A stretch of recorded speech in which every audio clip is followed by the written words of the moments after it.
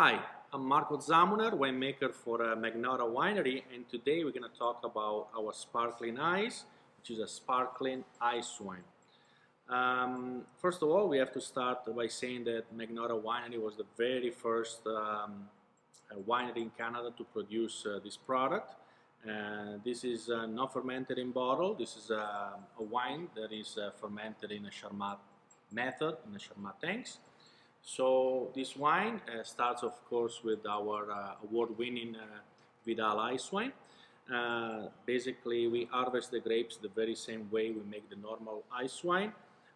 We usually obtain a juice that is 37 bricks, and what happens is that we are making this wine go through primary fermentation, like we do with a regular ice wine. But what happens is when the fermentation is just about to be completed, we transfer the ice wine into a Charmat tanks, where we allow for the fermentation to keep going, but at the same time, the gases produced will remain inside the tank. Of course, this wine is very, very similar to our Vidal ice wine. The difference is the presence of the bubbles, the gas, internal gas, of course, makes the flavor easily available to be smelled, to be perceived, and at the same time it makes the product a lot livelier than your regular ice wine, because the seed is a little higher, and of course because the bubbles, the wine becomes a little more easy to drink instead of being a pure thick syrup like the Vidal ice wine is. So this wine is something that we've been making for a very long time. So over the years, we have finalized and identified the correct selected yeast and the correct techniques to, of course, make this product.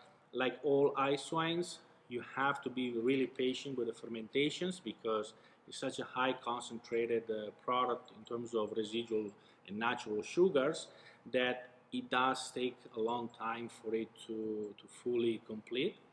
And of course, the fact that we are having a secondary fermentation in this wine was also a challenge for us, because we didn't want it to be a traditional method, or we didn't want it to be a wine that would change its characteristic. We just wanted to really further enhance the flavor and make it a lot easier to be drank, but also be able to be paired with many more things. And now we're going to open this bottle and do a tasting. Like all sparkling wines, you just want to make sure always that you keep your thumb on the cage, just to make sure that when you release it, the cork is not going to release without you knowing it. And of course, when you can tell that it's not pushing, you can remove easily the cage itself. When you hold the bottle, the cork, you always spin the bottle, not the cork, because it might break. And then as you spin slowly the bottle, you'll be able to release the pressure of the wine.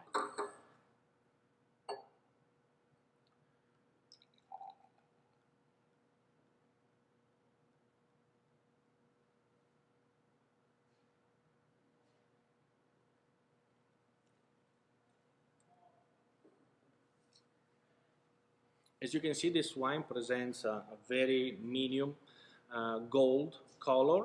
The perlage is very fine and persistent.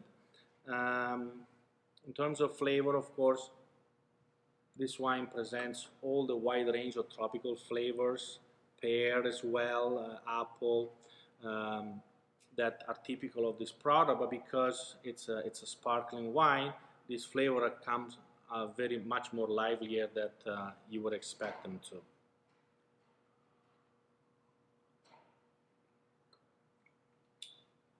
Of course, the taste is still a sweet wine.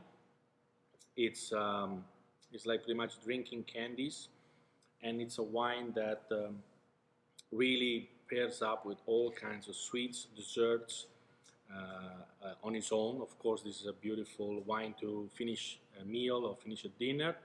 And of course, I would really stretch the fact that this is a sparkling wine, it really changes probably what the perception that most people have about ice wine, because it really makes it a lot livelier in the taste and the palate.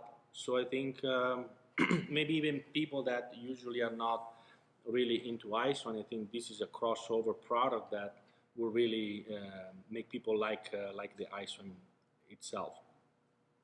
Like I said, in terms of flavor, they're very, very broad, and of course, and they change from vintage to vintage, but you will always find a lot of tropical fruit, melon, pear, apples as well, beside those ones.